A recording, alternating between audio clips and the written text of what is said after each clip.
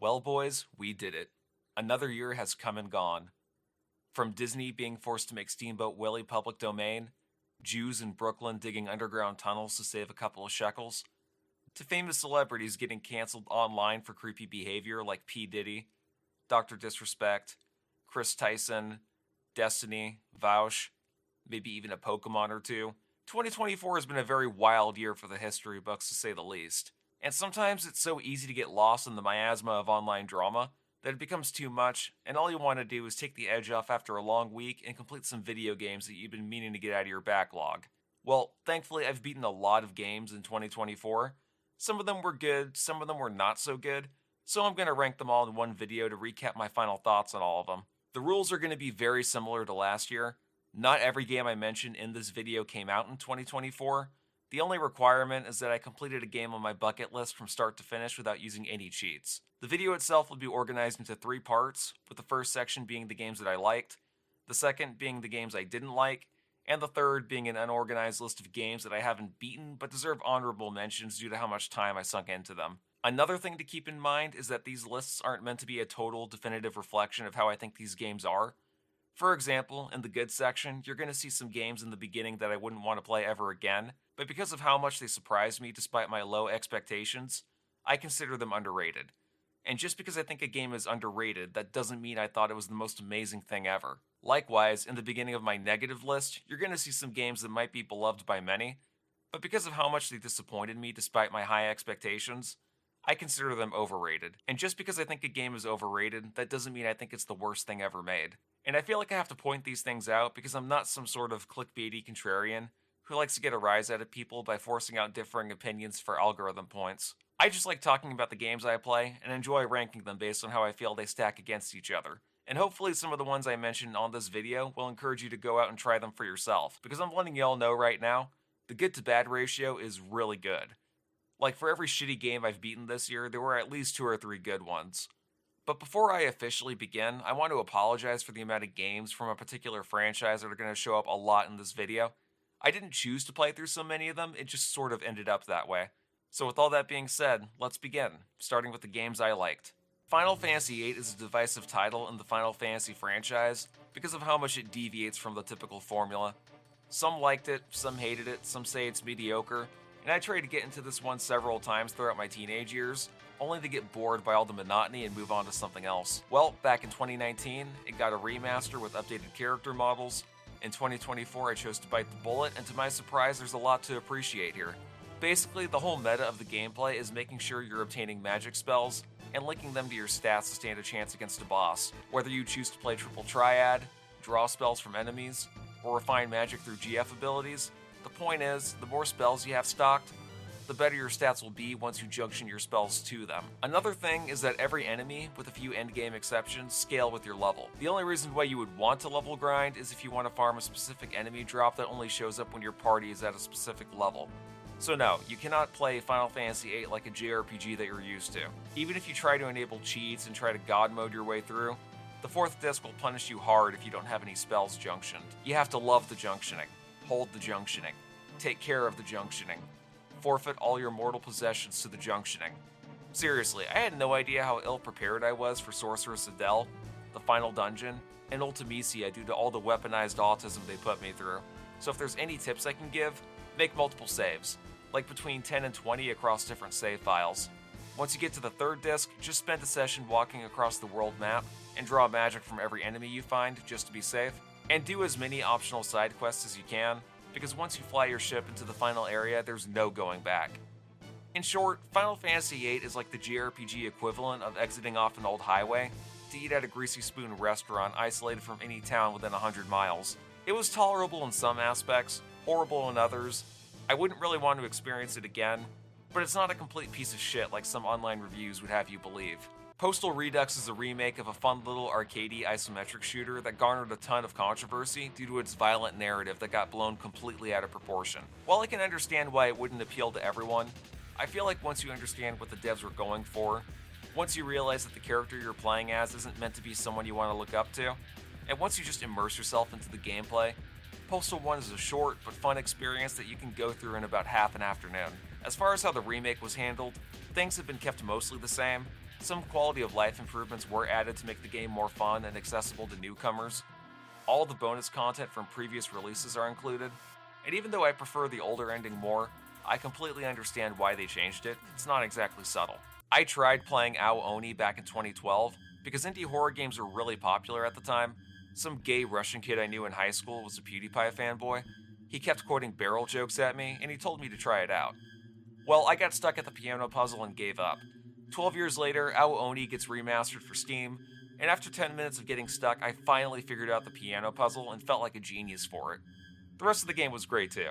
This, along with Corpse Party, Slenderman, and Yume Nikki, definitely deserve to be remembered because they represent a time capsule of what indie horror was like back in the early 2010s, before the genre got run into the ground with zoomer schlock like Poppy's Playtime, and whatever game that smug raccoon is from that kept getting spammed in my Discord groups for a minute. This might actually shock a lot of people, but even though Kingdom Hearts is one of my all-time favorite franchises, I still to this day haven't beaten all the games. I got to the end of Recoded back when I was 14, but the final boss pissed me off and I quit. Technically speaking, I have beaten Rechain of Memories, but I beat it on easy years ago, and never touched Riku's story, so I'm not counting that as an actual playthrough. Well, in a desperate move to make more money, Square Enix decided to move away from making their games exclusive to certain platforms, in favor of releasing their games everywhere as much as possible. And of course, like you would expect, the Kingdom Hearts games ended up on Steam, and I chose to marathon them all again with Rechain of Memories, being the first time I beat both Sora and Riku's story on the highest difficulty. A common thing with this game that I'll never understand is why people think the card-based combat is shit or unfair, when it's not the card-based combat's fault. If you think it's frustrating, then you're just not playing it right. And feel free to correct me if I'm wrong, but I'm pretty sure this is what 90% of y'all did. You mashed the triangle button through every Heartless fight. You didn't take the time to figure out how item cards work. You spammed 0 cards thinking that a boss can't counter them. And when you got to the boss of the second world you traveled to, or maybe even the very first one in Traverse Town, your deck ran out of cards mid-fight and you died. That's not the way you were told to play the game. You're only supposed to use the triangle button for when you want to use the sleights that you learn after leveling up, because it'll get rid of the first card in that group of 3 that you used for the remainder of the current fight. If you use the regular attack button, you'll keep every single card you use after reloading your deck. You should only use item cards after you use a sleight in order to get your lost attack cards back. The item cards are finite and cannot be reloaded, which was intended by design. And you only want to use 0 cards for bosses to cancel out their special moves, otherwise it's a waste of a move. Once you keep those facts in mind, Kingdom Hearts Rechain of Memories is extremely easy to blast through, so long as you're leveled up enough and you use the correct sleights like Sonic Rave or Lethal Frame, which are insanely broken. Overall, I enjoyed my time with Rechain of Memories, and I'm so happy that this franchise is now on Steam. After over a decade of it being in my backlog, I finally beat Ys, the Oath and Felghana. It's a solid title, but also one of the most notoriously difficult JRPGs ever made. The last 2 dungeons require hours upon hours of grinding, and the amount of experience you get from enemies scales with your level. So for example, an enemy that gives you 100 EXP on level 35 might give you 60 EXP on level 36, and so on, like a Fibonacci sequence. And it gets painful when you're in the final stretch. I don't know if it's my favorite Ys game, since Ys Arc of Nepishtim was my personal favorite for so long, and it's been a while since I played that title, but Oath and Felghana definitely is a fun time regardless, and the soundtrack is incredible too. Do you like strategy games where you exploit weaknesses? Do you enjoy roguelite elements where every action you do is irreversible? Do you enjoy managing a party of super deformed French teenage furries as they obliterate Nazis in a busted up battle tank during the German occupation of France? If you answered yes to all those questions, then this game is definitely worth it, and I had a lot of fun despite how formulaic it can get sometimes. Just as a disclaimer, if you're the type of person who hates anime, you're gonna pick it up once, feel ripped off, and do whatever you were doing before. But if you don't mind the style they go for, the gameplay loop is fun enough. Plus, there are multiple endings depending on how many people in your party you recruit or sacrifice, which adds some replayability. So, Metal Gear Solid was a game I always wanted to beat, but could never have the patience for because of how jank the controls were, and how cryptic the progression can be at times. Well, regardless, I finally beat it, and it's an amazing game with some annoying parts in the middle. I wasn't a fan of having to travel through a dark cave while sneaking past wolves. I wasn't a fan of having to shoot down a bunch of guards walking up a huge staircase. And I definitely wasn't a fan of the Ocelot torture sequence, or having to constantly chuck frag grenades to bypass security cameras near the second half. Still, even with some of the weird pacing issues, Metal Gear Solid 1 was great, and it was a memorable title that I think every gamer should play through at least once. Also at this point, Konami has updated the Metal Gear Solid Master Collection enough to where I can tentatively give it a pass now. Just don't play it on the Switch, that port is garbage. I really enjoyed playing Klonoa Door to Phantomile when it was a PS1 classic that I downloaded on my PS3 back in 2017. So when Bandai Namco released both Klonoa 1 and 2 for modern platforms, I instantly got it and played through the first game again. Klonoa 2, on the other hand, gave me some pretty underwhelming first impressions. I still stand by my opinion that Klonoa 1 is the better game and has the most fun levels, but if I'm being real with you, I think most of my frustration with Klonoa 2 comes from the Maze of Memories level, which is the worst level in the whole franchise. It's a nice stage visually, but playing through it was cock and ball torture. Besides all that, Klonoa 2 was fun, and I think everyone should get the Klonoa Reverie collection, especially if you're a fan of games like Mario, Sonic, or Kirby. This is a very similar situation I had with Pokemon Yellow growing up. I grew up playing the remake Pokemon Heart Gold as a kid. I tried beating Pokemon Crystal multiple times over the course of my life. I finally chose to get through this one though, and it's a good game. At the very least, you have to appreciate how much content Game Freak was able to pack inside a cartridge with very strict memory requirements. And the fact that you were able to go back and explore the previous region to see what changed was a nice touch. Even though I do think Heart Gold is the much better game that expands upon what Game Freak set out to do with Crystal, I still had my fun with it. And I completely understand why older fans of the Pokemon series consider this the swan song of Pokemon's popularity. So back in late August, I ended up getting a DM from my friend about Konami shadow dropping another Castlevania collection. I asked him if it was a collection of the DS Castlevania games. He said yes, and let me tell you something, I was a giddy motherfucker. Portrait of Ruin was the first Castlevania game I ever played back when I had a DSi in middle school. And even though I beat Portrait of Ruin and got the good ending years ago, I never had the opportunity to beat Dawn of Sorrow or Order of Ecclesia. And I'm lumping these two games together on the same spot because they're both equally as good. I swear to God, the devs at M2 are secretly Castlevania fanboys, because over the years they've remastered damn near all the 2D games beautifully, and are in my opinion the best ways to play them with so much attention to detail. The way they organized the screen layout options for the Dominus collection was perfect. For Dawn of Sorrow, they replaced the stylus minigame bullshit for the bosses and turned them into QTE sections. They kept in bugs that were present in the original release for the sake of authenticity, and for the first time, we now have high-quality versions of the intros for these games. I would say if you've never played the DS Castlevania games, don't even bother playing the original releases, you'd be doing yourself a disservice. The Dominus collection itself is only $25, just don't DoorDash your lunch for a day or two and get this instead. Back when I had a PSP, I tried playing Crisis Core, but shut it off due to how formulaic and repetitive it got, and the slot reel mechanic was way too intrusive. Then one day I decided to pick up the remake on sale, and I was immediately impressed with how they handled it. The entire game was rebuilt from scratch and trickles in some modern gameplay elements from Final Fantasy VII Remake, but not too much to where it feels like a betrayal to how the original game worked. The story, from what I can remember, was kept the same, but they did use different voice actors, and the new guy that got to replace the old voice for Zack is really bad.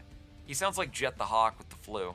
Or I guess Pinocchio from that shitty Netflix adaptation where he was voiced by Pauly Shore. Still, this is a remake done right, and much like the Castlevania Dominus collection, I recommend playing this over the original. After I said in my Final Fantasy XIII review that I haven't beaten Final Fantasy IX yet, I got several comments telling me to go beat it already since it's a great game, and I am inclined to agree with them. Final Fantasy IX is a great game, with a beautiful atmosphere, fantastic visuals for the system it was made for, stellar gameplay that makes grinding fun, and music that you'll remember forever. These are all a must for JRPGs, and I'm glad I took the plunge and completed this one after so long, because my initial first impressions with 9 as a teenager left me really underwhelmed. The pacing felt way off, the battles were like Pokemon Platinum levels of slow, and even making my way out of the forest to save Princess Garnet felt like a chore. But my thoughts on the game have changed, and I consider it to be one of my favorite Final Fantasy games. I still think Final Fantasy 6, 7, and 10 are better, but 9 comes very close as my fourth favorite. I've seen reviews of this game all the time on YouTube, but never had the chance to play it because it was only available on the original Xbox. In Japan. You see, FromSoft thought Americans would be offended by it, and since Xbox emulation was still pretty much in its infancy at the time, there was no way I was going to play this one anytime soon unless I felt like going out of my way to find a Japanese Xbox on eBay just to play one game, which was never going to happen. Well, thanks to Devolver Digital, it was remastered for modern platforms, and it is one of the most hilarious things I ever sat through. Mr. President, the Alcatraz cannon just started to recharge. I'm on the move. I'll smash it faster than a Florida recount. Ah! That's pointless, Mr. President. Nothing is pointless. And the reason is because I'm the president of the great United States of America. Yeah! Mr. President! Jody, I'm gonna step out into outer space. See you soon. Whatever.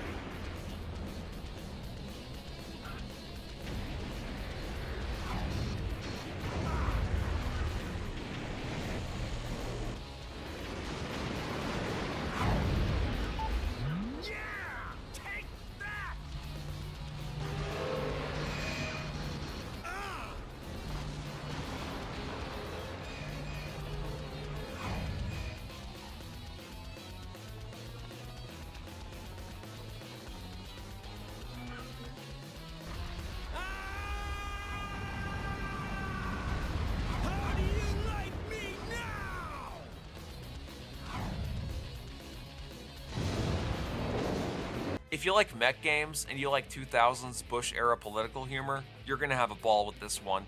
And it's one of the rare examples of politics being incorporated into a video game that was done well. It's not trying to shove in a message that forces the player to side with a divisive topic in a way that makes them resent what they're playing. It just takes a wild idea, like putting the President of the United States in a mech, and what we get is one of the most amazing and hilarious games ever made. We need more satire like this, not only with video games, but with movies and TV in general. Even though I'm in the crowd of people that believe Sonic Generations was overrated compared to the adventure games, Heroes, Unleashed, and Frontiers, the unfortunately named Sonic X Shadow Generations is the best way to play it. For one, they got rid of the life system, which was redundant in the first place since it auto-saved your progress. You now have multiple save slots instead of having to erase your progress if you want to do a new game, and much like how Nintendo added a Bowser campaign to Super Mario 3D World when they ported it over to the Switch, Sega added a whole new campaign featuring Shadow. It has a new story, new gameplay mechanics that were heavily inspired by Sonic Frontiers, new stages that were brought over from previous Sonic games. This isn't just a typical remaster of an old game with some new bells and whistles. This is a remaster of a game with another new game included along with it. Censorship of some of the cutscenes and my personal nitpicks with Sonic Generations itself aside, Sonic X Shadow Generations is a good game that was made even better thanks to all the added content. It's not as great as the adventure games or Sonic Frontiers in my opinion, but it's still good regardless. I was not expecting Doom 1 to show up in this video at all, since I tried playing it several times but found myself bored and always just moved on to something else. Then one day a Discord buddy tells me that they updated the original Doom ports on Steam, and upon further research, here's what they did. They completely remastered Doom 1, Doom 2, TNT Evolution, the Plutonia Experiment, the master levels for Doom 2, No Rest for the Living, and Sigil using the Kex engine. In layman's terms, they took Doom 1 and 2 plus all the expansions and made them run at a native 1080p 60 frames per second. And for funsies, they threw in an all-new episode called Legacy of Rust. They added mod community support, online cross-platform deathmatch or co-op for up to 16 players at once, and the option to switch between the original MIDI soundtrack or the modern soundtrack done by Andrew Holschulte. And if you already bought the Doom Classic Collection on Steam before this updated remaster existed, then they gave it to you for completely free. For comparison's sake, here's what the original Doom ports looked like when I first tried playing through them and got bored, versus this remastered version that got my neurons raving all the way through.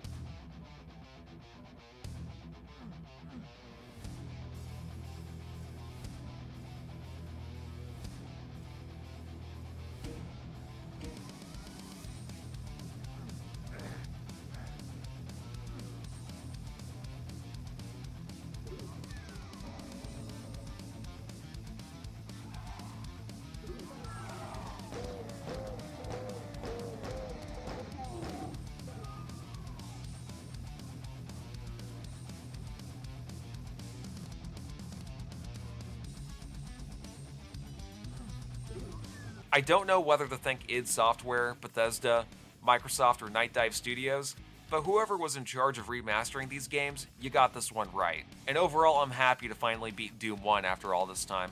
Before revealing what my favorite game of the year is, I just want to point out that I'm not exactly a big fan of Soulsborne games. I've tried playing Dark Souls and Elden Ring several times, but can never properly get into them because the way they handle navigation is so cryptic to me. That's not me bashing Soulsborne games or me demanding that they have to change to better fit my tastes, that's just me stating my preferences. Well, luckily for me, there was a Souls-like action RPG hybrid monkey game that came out this year, and it completely surpassed my expectations. Of course, the game I'm referring to is Black Myth Wukong. Whoever came up with the idea for this game was a genius. Basically, the way the gameplay works is they took the rigid level structures and enemy patterns from your typical Souls-like game, while at the same time you have a wide array of abilities, spells, and combo modifiers you can stack up like your typical action RPG. The first time I loaded this game up and went through the first couple of hours noticing the Soulsborne SQI and dying a lot to that purple baby in the first area, I was like, great. I just spent $60 day one on a Souls-like game I don't even know I can beat when I just rage quitted Elden Ring a few weeks ago. But before I knew it, I killed that purple baby thing, and by the time I made it past the boss of Chapter 2, I knew that I was going to see this one to the end. So here are some of the Souls-like and action RPG elements that Black Myth Wukong blended perfectly in my opinion. It's very easy for you to die, but you don't lose experience when you die. You can level grind until you're blue in the face, but leveling up won't let you overpower a boss the way you'd think, since it doesn't raise your stats. It only lets you upgrade your skill tree more. The level layouts are easy to navigate through, but if you don't explore around, you'll be missing out on hidden secrets, some of which will make boss fights easier. You have things like HP and MP restoration items, but they're only available in limited quantities and can't be relied on to make or break a fight. There's a bunch of tools at your disposal, but stamina and MP plays a major role in the core gameplay, and trading blows when you're low on stamina and MP is never a good idea. It's like the devs over at Game Science made an action RPG, but fused it with some of the grit that fans of Soulsborne games love. Another thing I have to give Black Myth Wukong props for is the amount of bosses they put in the game and how memorable they ended up being. There are over 100 of them, and in a lot of ways you can argue that this game could be a Souls-like boss rush of sorts. The story and characters were incredible too, and I love the little animations that they did at the end of each chapter.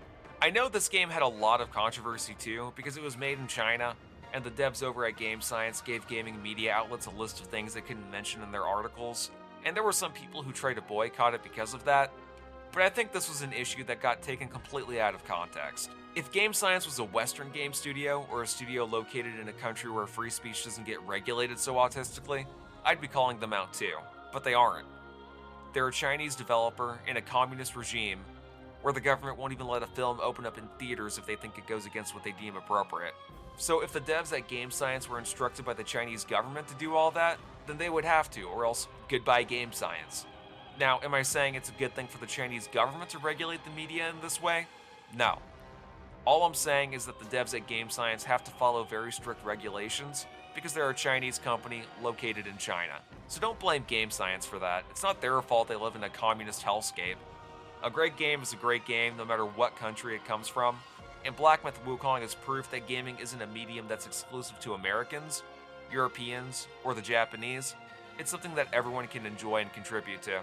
Now that I've ranked my favorite games of 2024, it's time for me to begin ranking my least favorite games of 2024. So in terms of aesthetics, Epic Mickey was a great game when it first came out on the Wii, but it got a ton of mixed reviews because of the insane control scheme. Regardless, it gained a cult following, and when it was announced that the same studio who remastered Battle for Bikini Bottom were working on a remaster for this game, I was hyped. I had this one growing up, but I just couldn't deal with all the motion controls and how you move the camera with the D-pad on the Wiimote. It was very clunky. So, needless to say, I was very much looking forward to seeing how good of a remaster Epic Mickey Rebrushed would be.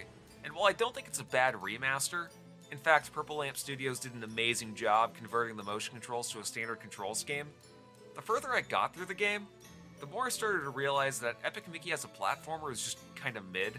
Now, before you guys start lynching me, I do have my reasons, and I'll make sure to point them out once I finish my review of it. So to keep things short, I like the style that they used. I enjoyed how they took something like Mickey Mouse and made it all dark and angsty, sort of like what American McGee did with Alice in Wonderland. But in terms of it being a 3D collectathon platformer, where the point is to complete 100% of everything, The game goes out of its way to stop you from doing that, which feels like a step in the wrong direction. Again, I'll make sure to go into more detail of it in my review, but at least in my eye, I think that this game is a little overrated.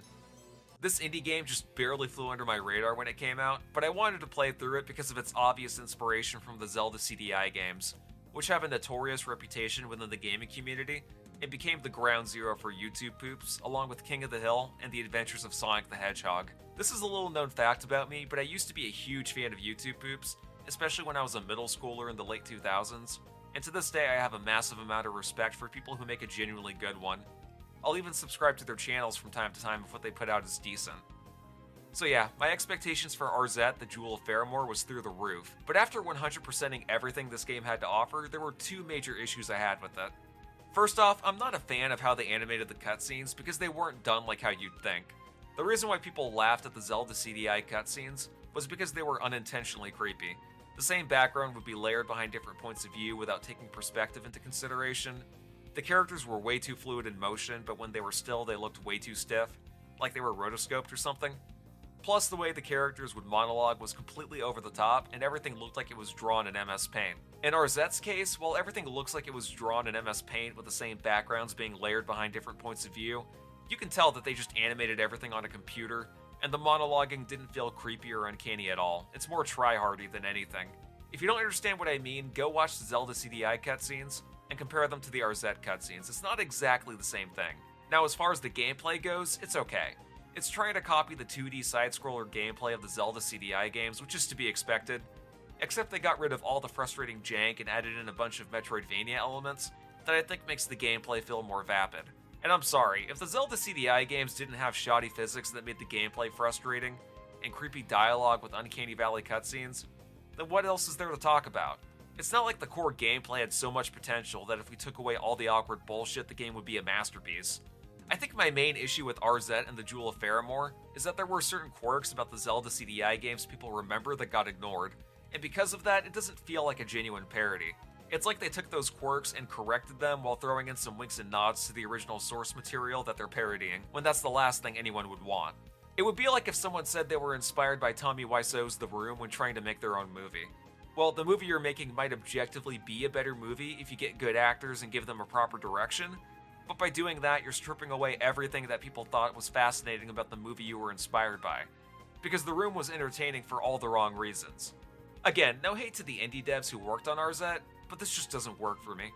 They tried to take the concept of the Zelda CDI games, and instead of spoofing all the memorably bad things they were known for, like the shoddy physics, the weird cutscenes, and the janky gameplay, they got rid of all that. Instead, they toned down the weirdness, they polished up the core gameplay, threw in a bunch of hidden collectibles, power-ups, and congratulations! It's another indie Metroidvania game that's aping off of something you remember. We already don't have enough of those. When this game first came out and instantly became popular with Gen Zers and clickbaity Let's Play channels, I was confused as to why. While I don't think it's a horrible game, and I had a lot of fun streaming it because of how many people joined in the chat, I think this is the most overrated indie game I've played. And to be completely transparent, a good chunk of my criticism with Undertale has to do with the fact that it's a generational thing, because I was already an adult when Undertale came out, but at the same time, I feel like I can separate myself from that and just be open and honest about how I think the game is. If there's anything positive I can say about my experience to soften the blow, the music is fantastic, and again, I did have a lot of fun chatting with you guys while I was playing. Also, I give a lot of credit to the guy who made it, since he had an idea and made it come true, which is something most indie devs wish they could do. However, as someone who's played a lot of games and JRPGs beforehand, I think some of Undertale's mechanics and art direction is heavily inspired by other games that simply handle those things better. I'm not saying Toby Fox was a plagiarist or anything crazy like that, but it annoys me whenever people say that so-and-so game copied this from Undertale, when Undertale itself is heavily inspired by games of the past. For example, the whole evil, neutral, good alignment system and being able to talk your way out of fights is something that the Fallout and Shin Megami Tensei games have been doing for decades, with deeper mechanics I might add. The main character sprite looks a lot like the main character sprite from Yume Nikki.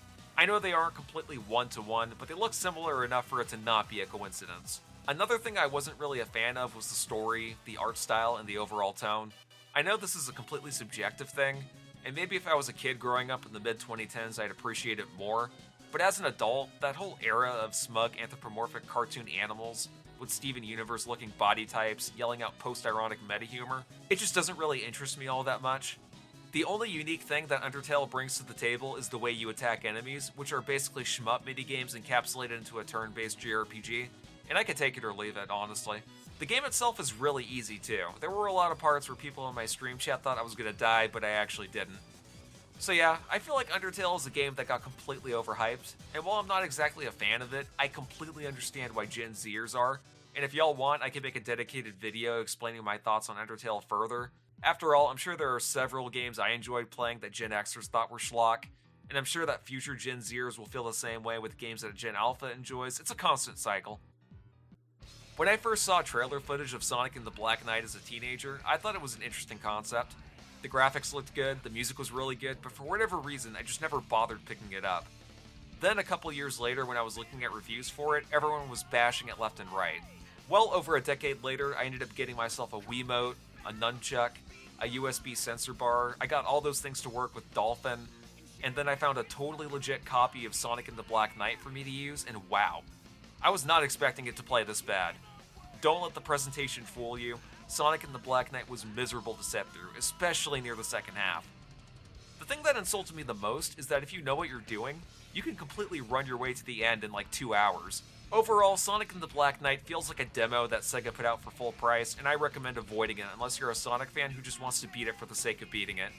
When Digimon Survive first got released, I was pumped because it had went through so much development hell, and my first impressions on it were very positive. The cutscenes looked very polished, and the gameplay reminded me a lot of Shin Megami Tensei Devil Survivor. Except instead of there being an auction gimmick, you recruit Digimon through negotiating with them in battle, much like mainline SMT. Unfortunately, the more I played it, the more disappointing it became. Even though the gameplay mechanics are similar to SMT, it's extremely broken. So broken, in fact, that all you have to do to win is just grind your Digimon out for an afternoon or two using auto attack, and you'll get to the end without any thought or input from the player. Yeah, if you bought this game for the gameplay, then you were buying it for the wrong reasons. As for the visual novel sections, I thought they dragged out for far too long, and the story felt completely stupid. Also, if you want the true ending, the game will force you to get the bad ending first and do a New Game Plus run, which felt like unnecessary padding, meant to artificially extend the playtime. Maybe someday Bandai Namco will put out a good and consistent Digimon game that does the franchise justice, but as of right now, the IP is being seriously mishandled. Most fans of the Final Fantasy franchise will tell you that 13 is one of the worst games in the series for a number of valid reasons. The gameplay was completely bogged down and streamlined for newcomers who aren't familiar with JRPGs. The Crystarium tree was just a watered-down version of the Sphere Grid in Final Fantasy X. There's no exploration outside of Chapter 11, there's just so many things wrong with it. Really, the only positive things I can say about it is that the presentation and music is phenomenal. But this is a game made by Square Enix, so that's not really much of an accomplishment. There is nothing about Castlevania Lords of Shadow that impressed me. The gameplay, the graphics, the story, it all felt like a mishmash of generic 7th gen gaming tropes being used to reboot a franchise that would have been better left to rest. You have the brooding 30-something-year-old protagonist, you have the Hollywood-esque orchestral background music, you have the cinematic camera that focuses on the thing you aren't trying to focus on, and then you have the frustrating gameplay that feels more like it's copying other popular games from the PS3 era, like God of War and Devil May Cry, rather than rebooting Castlevania in a way that makes sense. I'm not kidding when I say that there were points in the game where it pissed me off so much that I had to stop streaming it and continue playing it offline because it was just that annoying. The runner-up for the worst game I beat in 2024 is Devil May Cry 2. Why, you may ask? Here, let me show you.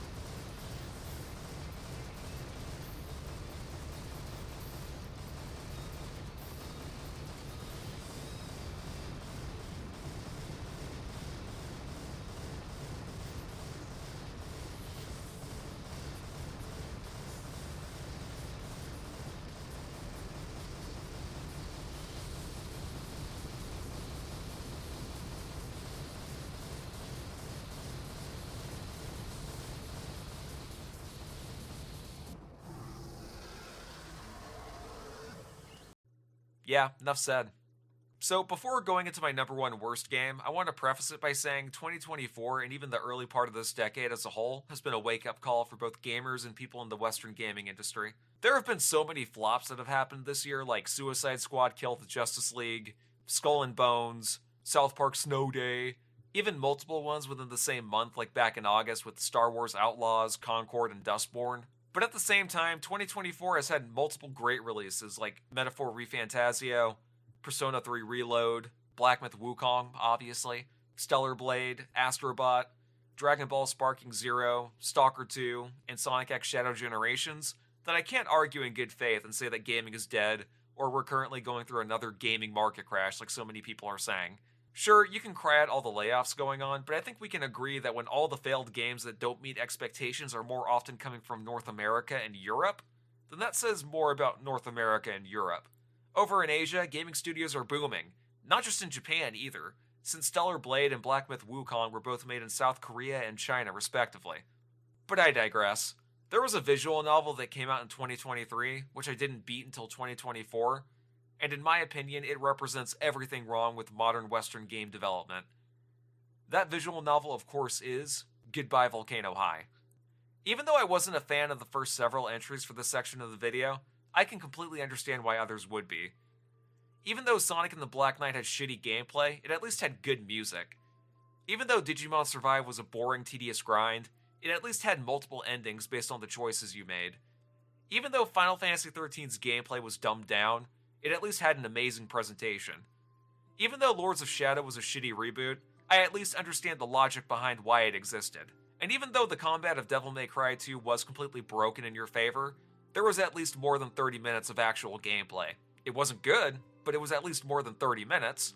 Goodbye Volcano High barely even qualifies as a game, since you can beat it in 6 hours, and over 90% of that was just cutscenes and dialogue choices. Some might say that I shouldn't even acknowledge this game because it's just your typical indie schlockfest, and in normal circumstances, I'd agree with that. If this was just a $5 bargain bin indie game that you'd only find by scouring the depths of Steam, I wouldn't have even played it. However, it was shown off at a Sony showcase back in 2020, alongside other games like Resident Evil 8, Gran Turismo 7, Hitman 3, and Ghostwire Tokyo to boast about the power of the PS5. So if it's being premiered like any other normal game, then I'm gonna judge it like any other normal game. Goodbye Volcano High is a microcosm of everything that's wrong with the Western gaming industry. For the last decade, mediocre visual novels and walking sims have been shoved down our throats constantly for the sake of posers having that equal attention cake. The problem is, these posers don't actually enjoy making games, they enjoy writing movies or TV shows. And honestly, I think if Goodbye Volcano High was an indie cartoon pilot, it would have been way more successful, since more time would have gone to improving things like the animation and the dialogue. It definitely wouldn't be my cup of tea, but it would at least have some kind of following. I mean, think about it for a second. If the bulk of what you're doing is just watching cutscenes and the dialogue choices are just an excuse to get to the next cutscene, why not take those cutscenes and make it into a goddamn movie? But no, instead they just had to turn that idea into an interactive medium where you barely interact with anything outside of branching dialogue options, and rhythm minigames that were broken upon release because it just had to be this way. If you want to know more on how I feel about Goodbye Volcano High, I recommend checking out my review. But yeah, Goodbye Volcano High was a dumb idea, made by dumb people, and it is the worst game I beat in 2024. So now I'm going to quickly go over some honorable mentions. These are games that I tried playing and haven't beaten, but I put enough time into them to give some overall thoughts. Dead Rising. This was a similar situation I had with System Shock 1 back in 2023, where a remake was announced, so I went back and tried giving Dead Rising a proper shot. Unfortunately, what I expected wasn't what I got, and it pisses me off too, because I want to like it, and it is by no means a bad game in my eyes.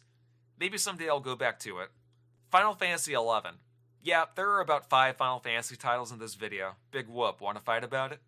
Back in November, me and a couple of buddies on Discord decided to try out Final Fantasy XI, because we're all fans of the series, and even though it was a lot of fun, I'm one of those gamers where I can't dedicate myself to playing the same thing forever and ever, so after a couple of months I chose to back out of it since I got a good feel for what the game was like by that point anyway. It was a lot of fun playing with the Count of Monte Fisto, and I highly recommend following him on YouTube and Twitch, especially if you're a fan of retro gaming streams, because he's a chill dude who plays games I couldn't even imagine going through, like Phantasy Star 3, Sword of Vermilion, or The Legend of Heroes Trails in the Dirt 1, his persistence knows no bounds. Links below in the description. Marvel vs. Capcom Fighting Collection. A solid collection of the Marvel vs. Capcom fighting games released on arcades over the years. It's nice to see that games like these are getting preserved for future generations to enjoy. Plus, they include a beat-em-up game where you play as Nick Fury and the Punisher. Lies of P. I just barely started playing Lies of P since I beat Black Myth Wukong and wanted to try out more Souls-likes. So far, I'm impressed with the atmosphere, how they handle the theming around Pinocchio, and the weapon modding mechanics. I don't know if I think it's as good as Black Myth, though. I'll have to wait and see. Palworld. So my thing with Palworld is that I think the game is good. I like how they took the concept of an open world and infused it with Pokemon mechanics. I like how the resource management is handled. But much like Final Fantasy XI, I stopped playing it because, once again, I'm one of those gamers who can't dedicate myself to playing the same game for months on end. I think if Palworld had a centralized story with a proper ending, it would have grabbed my attention more since I like how they expand upon Pokemon's mechanics with the added crafting shit. Also, fuck Nintendo for trying to sue Pocket Pair Inc. Nintendo shouldn't be allowed to bully other developers for putting a twist on their game, when that's basically what Nintendo did during Pokemon's development. They were inspired by Final Fantasy Legend on the Game Boy, much like how Palworld was inspired by Pokemon on the Switch. Persona 3 Reload. I was looking forward to this one, but since I already beat the remaster of Persona 3 Portable last year, I ended up leaving it alone and moved on to something else since the story is technically the exact same with some minor tweaks. If someone were to ask me which version of Persona 3 they should play, I'd tell them to go pick up Persona 3 Reload since it has the most polish. Akiba's Trip, Hellbound, and Debriefed. I tried to beat this game not because I thought it was good, but to get footage and make a review for it since it's so laughably bad. Not in the so bad it's good way either, it's legitimately one of the worst games I've ever played. So as soon as I eventually muster up the patience to beat this piece of shit, you can expect a review on it. To give you an idea of how bad I thought it was though, it would have been below Goodbye Volcano High, but above Devil May Cry 2 if I had beaten it in 2024, so it barely slipped by and got lucky. Pseudo Regalia. It was a fun little indie 3D Metroidvania title that has the vibe of an N64 game. I haven't beaten it though, because I kept getting lost and apparently you can beat it in like 3 hours if you know what you're doing, which disappointed me a little bit since I prefer these types of games to be at least 10 hours long. Elden Ring. So back in July, I tried doing this thing where every Tuesday I would load up Elden Ring until I beat the main story, because I know this game is good. I just figured if I forced myself to play it every week, I'd eventually beat it. It's possible that I was going into this playthrough with the wrong attitude though, and I'll probably load this one up again in the future on my own time. But for now, I'm giving the Soulsborne franchise a rest since I'm currently playing Lies of P.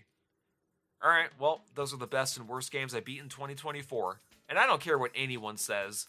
This past year was one of the best years for me since there were so many games in my backlog that I finally completed. So I wish you all a happy new year, and may 2025 be an even better one. Peace out.